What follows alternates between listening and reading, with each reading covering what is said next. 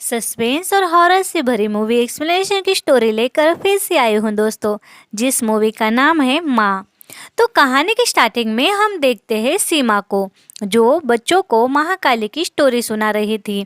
तभी उसका पति शिवम भी वहाँ आ जाता है और ये दोनों बातें करते हैं। तब इन दोनों की बातों से समझता है कि इनको पीहू नामक की एक लड़की है, जो फिलहाल अपने पापा से काफ़ी रूठी है, क्योंकि उसे पापा के गांव चंदनपुर जाना था, मगर उसके पापा नहीं ले जाते। रात में अब सीमा शिवम से कहती है, गांव ना जाने का सच हम उसे बता दे तो ठीक होगा, और मुझे भी नहीं पता। तब शिवम कहता है, नहीं, अभी वो छोटी है, नहीं समझ पाएगी, और उस गांव में मैं ही नहीं जाना चाहता, तो तुम लोगों को कैसे ले जाऊं। तभी शिवम के गांव वाले दोस्त का उसे कॉल आता है। वो कहता है, शिवम, तेरे पापा की डेथ हो गई। अब शिवम गांव जाने के लिए निकलता है और वो गांव जाता है। उसके पापा के फ्यूनरल में पहुंचता है और फ्यूनरल के बाद तुरंत बाद ही वो सीमा से कॉल करके कहता है, अंत्यविधि हो गई है, मैं रात में ही निकल जाऊंगा। ये सुन सीमा को भी बड़ा अजीब लगता है और शिवम अब गांव के सरपंच के घर आकर उनसे कहता है, मुझे अभी हवेली बेच देनी है, आप इसके लिए कोई क्लाइंट देखो। मुझे यहाँ रहने में कोई दिलचस्पी नहीं और मैं दोबारा यहाँ लौटकर भी नहीं आ पाऊँगा। तब सरपंच कहता है, शिवम, हम लोगों को पता है कि तुझे बेटा नहीं एक बेटी है, अब क्या छुपाना है गाँव वालों से। और गांव में अब वो पुरानी बातें और वो पुरानी प्रथा खत्म हो गई है। इनकी बातों से ये समझता है कि शायद यहाँ कोई बुरी प्रथा थी, जिसकी वजह से शिवम यहाँ इस गांव में रहना नहीं चाहता और अपनी बेटी को भी यहाँ वो नहीं लाना चाहता। अब शिवम रात में सीमा को कॉल करता है कि मैं यहाँ से निकल गया हूँ, और वो शहर की ओर निकलता है। इधर सीमा पीहू का टैब देख रही थी, तभी उसे एक सूखे पेड़ की ड्राइंग मिलती है और ये अजीब ड्राइंग समझ में नहीं आती, इसलिए वो ये फोटो शिवम को भेज देती है। और ड्राइविंग देख शिवम काफ़ी शौक होता है और तभी उसके कार को एक बड़े से पेड़ की जड़ें जकड़ लेती है और उस पर हमला करती है, और यहाँ शिवम की गाड़ी को आग लग कर वो मर जाता है। यानी इस गांव में कोई ना कोई पेड़ के रूप में राक्षस है, इतना तो हमें यहाँ समझ जाता है।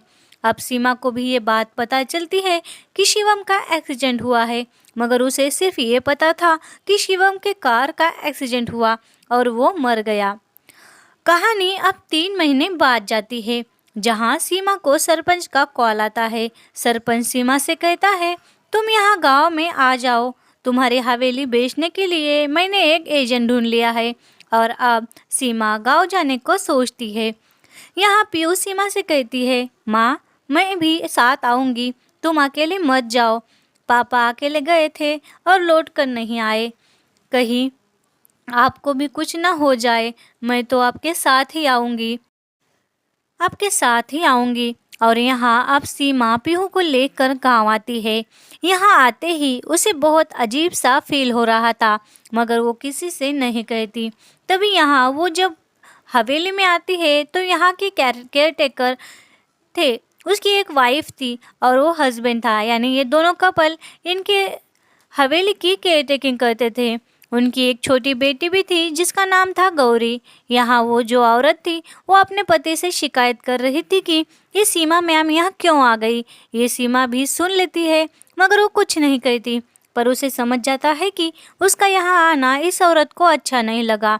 पर पीहू उस गौरी के साथ बहुत अच्छे से घुल मिल जाती है। अब यहाँ एजेंट के साथ सरपंच आता है सीमा से मिलने। तब एजेंट कहता है, देखो, ये हवेली मैं बेच नहीं सकता क्योंकि यह श्रापित है, ऐसा लोग कहते हैं। ये बात सुन सीमा को थोड़ा अजीब लगता है। वो कहती है, ये क्या बोल रहे हो, सरपंच जी ने तो कहा वो हवेली बेच कर देंगे। तब उस सरपंच की ओर वो देखती है। सरपंच कहता है, ये गांव के लोग तो कुछ भी कहते रहते हैं। इधर पीहू गौरी को अपने टैब में के फोटो दिखा रही थी और उसे उस सूखे पेड़ की भी फोटो दिखाती है। तब गौरी कहती है, ये पेड़ तो इस गांव का है, फिर इसकी फोटो तुम्हारे पास कैसे आई। पीहू कहती है, मुझे जाना है वहाँ, उस पेड़ को देखना है। तब गौरी कहती है, नहीं नहीं, उस पेड़ पर बहुत बड़ा राक्षस है, मैं तो वहाँ बिल्कुल नहीं जाऊंगी। पर पीहू सुनती नहीं, जबरदस्ती गौरी को वहाँ ले जाती है। गौरी उस पेड़ के पास आकर एक सरका उसे ही निहार रही थी। ये पेड़ खंडहर में था। अब तभी यहाँ सीमा आकर अपने बेटी को हवेली में वापस लाती है।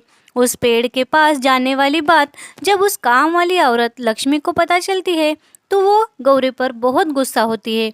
माँ से कहती है, आपकी बेटी अब बड़ी हो गई है, उसे संभालो। यानी पीहू के पीरियड स्टार्ट हो गए थे। लक्ष्मी गौरी को घर के अंदर ले जाकर उसे बहुत डांटती है। ये बात सीमा को भी बहुत अजीब लगती है। वो लक्ष्मी कहती है, रात में रूम की खिड़कियाँ ठीक से बंद करो। अब यहाँ हम देखते हैं रात में गौरी जिस कमरे में थी वहाँ उसी पेड़ की जड़ें आती है और गौरी कुछ समझे उससे पहले वो जड़ें उसे अपने साथ बांधकर ले जाती है। यानी सच में इस पेड़ में कुछ तो था। इसी पेड़ ने शिवम को भी मार दिया था।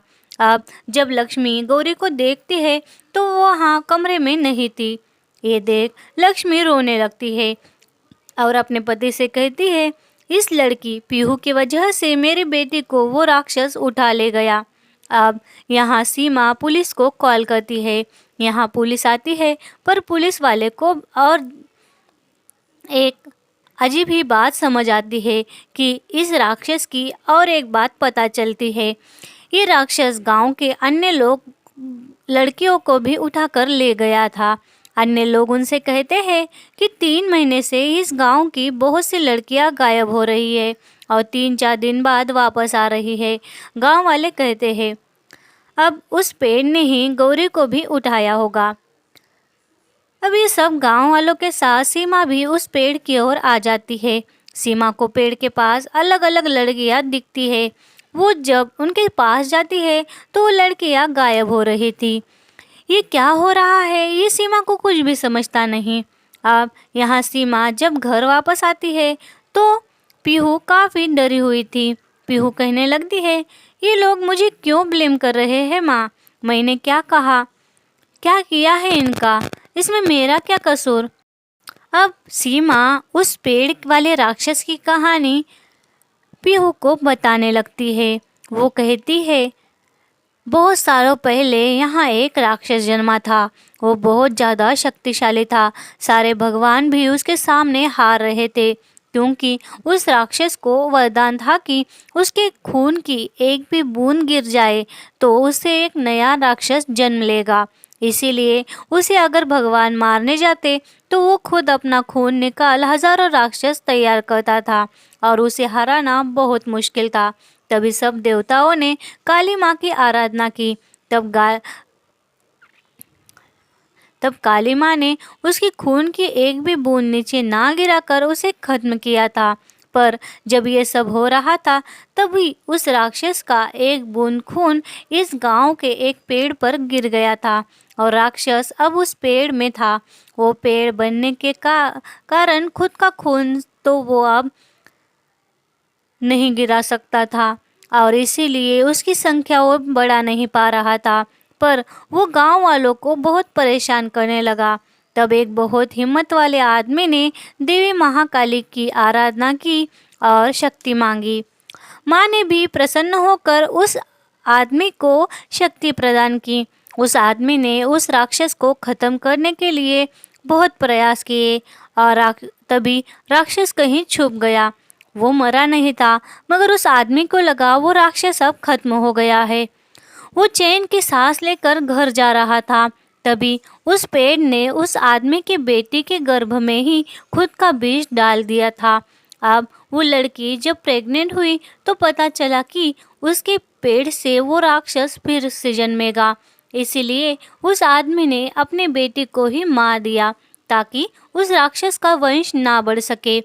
पर उस पेड़ वाले राक्षस तो बाकी ही था। वो मरा नहीं, बस छुप गया था और उस आदमी के खानदान में जब भी कोई बेटी जन्मी तो उसे मारा गया। उन लोगों को लगता था अगर इस खानदान में बेटी जन्मेगी तो उसके पेट में भी उसी राक्षस का जन्म होगा। इसीलिए ये लोग कहते हैं कि तू भी इसी खानदान से है, क्योंकि वो राक्षस को खत्म करने वाला आदमी कोई और नहीं, तुम्हारा ही पूर्वज था। हमने तुम्हें जन्म दिया, हम शहर में रहते थे, इसीलिए तुम्हारे पापा को ये सब अफवाह और फालतू की बातें लगती थी। और जब तुम पैदा हुई तब यहाँ गांव में सबको बताया गया कि शिवम को बेटा हुआ है। शिवम के साथ भी एक जुड़वा बहन थी। तब शिवम के साथ जन्मी उस जुड़वा बहन को मार दिया गया। उस छोटी सी बच्ची को पुरोहिता नाम के एक लड़की के हाथ में सौंपा गया। फिर उन लोगों ने उसे मार दिया। इस बात पर शिवम को काफ़ी गुस्सा आता था। अभी सीमा अपनी बेटी को कहानी सुनाती है और इधर अब गांव में से जो लड़कियां गायब हो गई थी वो अभी वापस आ जाती है। पुलिस और सरपंच उन लड़कियों से पूछते हैं कि तुम कैसे गायब हुई, कहाँ ले जाया गया तुम्हें, तुम्हारे साथ क्या हुआ। पर अजीब बात ये थी कि उन लड़कियों में से किसी को भी पता ही नहीं था कि 3-4 दिन वो कहाँ थी, उनके साथ क्या हुआ। अब घर में सीमा को एक लेटर मिलता है जो शिवम के पापा का था। उसमें लिखा था कि उस पेड़ वाले राक्षस को कैसे खत्म किया जा सकता है। तभी उसे देवी माँ का विजन आता है। यहाँ सीमा को ये भी पता चलता है कि उनके घर में एक टेम्पल है, वो भी देवी माँ का। अब सीमा टेम्पल को खोलने का सोचती है और वो मंदिर 40 साल से बंद था, क्योंकि वो मंदिर बस किसी को देवी का विजन आने पर ही खोला जाता था। अब आज सीमा को भी देवी दिखी तो उसने वो टेम्पल ओपन किया। इससे पहले वो टेम्पल पुरोहिता ने खोला था, क्योंकि उसको भी देवी का विजन आया था। देवी का मंदिर खोलने की वजह से गांव के सब लोग खुश होते हैं। सब दर्शन के लिए हवेली पर आ जाते हैं। अब यहाँ गौरी भी वापस आती है तो उसे हॉस्पिटल में ले जाया जाता है। तब यहाँ डॉक्टर कहती है गौरी के पीरियड हमेशा के लिए बंद हो गए हैं और जितनी भी लड़कियां गायब होकर वापस आई उन सब के पीरियड भी हमेशा के लिए बंद हो गए थे। अब ये सुन तो सीमा और वो पुलिस शॉक हो जाते हैं। ये सब कैसे हुआ ये डॉक्टर को भी पता नहीं चलता। इसी ख्याल में डूबी सीमा हवेली पर वापस आती है तो उसे घर में एक बूढ़ी औरत दिखती है। वो उसे बिना डरे पीहू के पास आती है तो पीहू सोई थी। उसके पेट में काफ़ी दर्द था। आज उसके पीरियड आ गए थे। ये बात सीमा को परेशान करती है। अब आधी रात में गौरी उठकर पीहू के रूम में आती है और उसे अपने साथ कहीं ले जा रही है। उसे देख ऐसा लग रहा था मानो वो गौरी है ही नहीं, किसी की आत्मा ने उसे वश किया हो। वो पीहू को उसी खंडहर में पेड़ के पास लाती है। यहाँ वही बाकी लड़कियां भी थी जो अभी अभी गायब होकर वापस आई थी। वो सब भी अजीब दिख रही थी। ये लड़कियां पीहू को वहाँ ले जाती है। तभी सीमा की नींद खुलती है। वो देखती है पीहू उसके पास नहीं। वो भी उसी खंडहर में जाती है। यहाँ वो सारी लड़कियां जो अब पजेस थी वो सीमा पर हमला करने लगती है। उसे पीहू के पास नहीं आने देती। पर यहाँ पीहू को सीमा बहुत बहादुरी से अपने साथ छुड़वाकर हवेली में ला लेती है और यहाँ वो फैसला करती है कि जो कुछ हुआ वो बहुत डरावना था। वो यहाँ रहना नहीं चाहती। वो बैग पैक कर कर यहाँ से जा रही थी। पर अब सरपंच यहाँ आ जाता है और कहता है तुम देवी की पूजा से पहले कहीं भी नहीं जा सकती। तुम्हें ही पूजा करनी होगी क्योंकि तुम्हें ही देवी का विजन आया है। सीमा उसकी एक नहीं सुनती। वो अपनी कार से शहर वापस जा रही थी। तभी उसे पेड़ के पास वही सब लड़कियां आती हुई दिखती है और वो सब लड़कियां आकर सीमा की कार पर हमला कर कर सीमा को बेहोश करती है और पीहू को अपने साथ ले जाती है। यहाँ जब सीमा को होश आता है तो वो बहुत डरती है क्योंकि पीहू उसके पास नहीं थी। वो कार से बाहर निकल दौड़ती है। वो देखती है तो सीमा एक झोपड़ी में थी। ये झोपड़ी किसी और की नहीं उसी बूढ़ी औरत की थी जो इस हवेली में दिखी थी। वो औरत को सीमा सब बताती है। तब वो औरत कहती है मुझे भी पता है, मैं तुम्हारी मदद करने आ रही थी।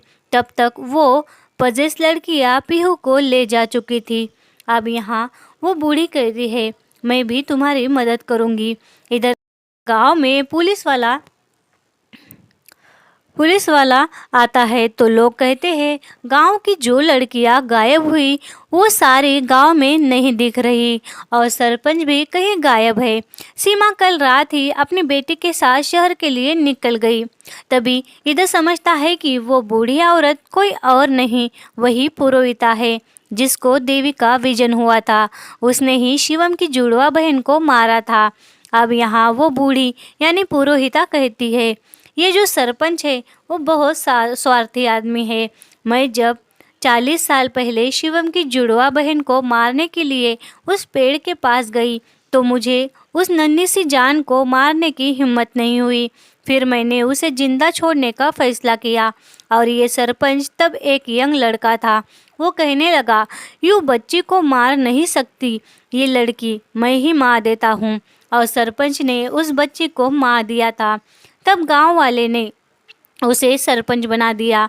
तब से वो सरपंच गांव का मुखिया बन गया। मगर ये सब राक्षस भी देख रहा था। राक्षस ने सरपंच को बहुत सताया कि आखिर उसने क्यों उस लड़की को मारा। उसकी कोख में ही राक्षस का वंश बढ़ाने का राक्षस का फैसला था। सरपंच राक्षस से कहता है, तुम जो कहोगे वो मैं करूँगा, तुम मुझे मत मारो। अब राक्षस के कहने पर सरपंच गांव की जो भी लड़की पहली बार मैच्योर होती थी उनको वो राक्षस के पास ले जाता था। यानी ये सरपंच और राक्षस में एक डील हुई थी। बहुत सी लड़कियां सरपंच ले जाता, मगर राक्षस जो बीज उनके गर्भ में डालता उसे उस लड़कियां पाल नहीं सकती थी और इसी वजह से उन लड़कियों के पीरियड ही बंद हो जाते थे। इसका मतलब कोई भी लड़की उस बीज से प्रेग्नेंट नहीं हो रही थी। तब राक्षस और सरपंच को समझ आ गया था कि ये सिर्फ बीज शिवम के ही खानदान की लड़की पाल सकती है, यानी इन्हीं की वंश की लड़की राक्षस को जन्म दे सकती है। इसीलिए सरपंच ने शिवम के पापा को मार दिया। और क्योंकि उसे पता चला गया था कि शिवम को लड़का नहीं लड़की है जो अभी मैच्योर हो गई है। सरपंच ने देखा कि शिवम अकेला आया है, इसीलिए सरपंच ने राक्षस की मदद से शिवम को भी मार दिया ताकि यहाँ सीमा और पीहू आ जाए। इस सरपंच के पास भी काफ़ी शक्तियाँ थी जो इस राक्षस ने उसे दी थी। इस सरपंच का प्लान था और वो प्लान सक्सेस भी हो गया। सीमा और पीहू यहाँ आ गई। अब इधर गांव में पुलिस उस लड़कियों को ढूंढता हुआ उसी खंडहर में आ जाता है, उस पेड़ के पास। तो यहाँ सरपंच बहुत से पुलिस वालों को मार देता है। यहाँ सीमा कहती है, मैं उस पेड़ वाले राक्षस को नहीं छोड़ूंगी, उससे मैं मेरी बेटी छुड़वा कर लाऊंगी। तब बूढ़ी कहती है, नहीं, तुम माँ की पूजा करो, देवी माँ तुम्हें शक्ति देगी, फिर ही तुम उस राक्षस से सामना कर पाओगी। और यहाँ अब सीमा हवेली में वापस आकर देवी माँ की पूजा करती है। बाद में अपनी बेटी को छुड़वाने वो उस पेड़ वाले राक्षस के पास आती है। यहाँ वो लड़कियाँ जो पजेस हुई चुकी थी वो सीमा पर हमला करती है, पर सीमा उन लड़कियों को चोट नहीं पहुँचाना चाहती। वो उन लड़कियों के माथे पर अपना हाथ रखती है और वो लड़कियां होश में आ जाती है, क्योंकि अभी अभी सीमा उस देवी की पूजा कर कर आई थी तो उस पर देवी का आशीर्वाद था। मगर यहाँ सरपंच और वो पेड़ सीमा पर हमला करते हैं जो काफ़ी शक्तिशाली थे। सीमा अधमरी हो जाती है, मगर उसे अपने बेटी को बचाने की जिद थी। वो उस राक्षस से लड़ने लगती है। और यहाँ पर एक टाइम ऐसा आता है कि जहाँ सीमा के शरीर से जो खून बह रहा था वो ठीक उस जगह पर गिरता है जहाँ अब तक इनके वंश में जन्मी लड़कियों को मारा गया था। सीमा का खून उनकी हड्डियों पर गिरते ही वो सब आत्माएं जागृत होती है और सीमा को सबकी शक्तियाँ प्रदान करती है और अब वो पेड़ वाले राक्षस से लड़कर उसे खत्म करती है। और यहाँ अपनी बेटी को बचा लेती है। मगर वो बूढ़ी कहती है, अब पीहू के अंदर भी उस राक्षस ने अपना बीज डाल दिया है। वो राक्षस इसके गर्भ से पुनः जन्म लेगा, तुम्हें इसे मारना होगा। तभी यहाँ सीमा सोचती है, अपनी बच्ची को कैसे मारूं, मगर नहीं मारूंगी तो वो राक्षस फिर से तबाही मचाएगा। तब तक सब गांव वाले भी यहाँ आ जाते हैं। सीमा अपने बेटी को मारने वाली होती है, तभी यहाँ जो छोटी बच्चियों की आत्माएं थी वो मुक्त होती है। और अब वो बूढ़ी पुरोहिता कहती है, मत मारो तुम्हारे बेटे को, उसमें से अब वो बीज खत्म हो चुका है। और यहाँ जब पीहू को होश आता है तो सीमा उसे प्यार से गले लगा लेती है। और यहाँ दोनों माँ बेटी और सारा गांव खुश हो जाता है। और एक कहानी यही खत्म होती है। और कहानी की एंडिंग में हम देखते हैं कि उस पेड़ वाला राक्षस अभी तक खत्म नहीं हुआ था, क्योंकि उसे ख़त्म किया ही नहीं जा सकता था। वो जिंदा था और वो कहता है, जब तक इस धरती पर इंसान है तब तक मैं भी जिंदा ही रहूँगा।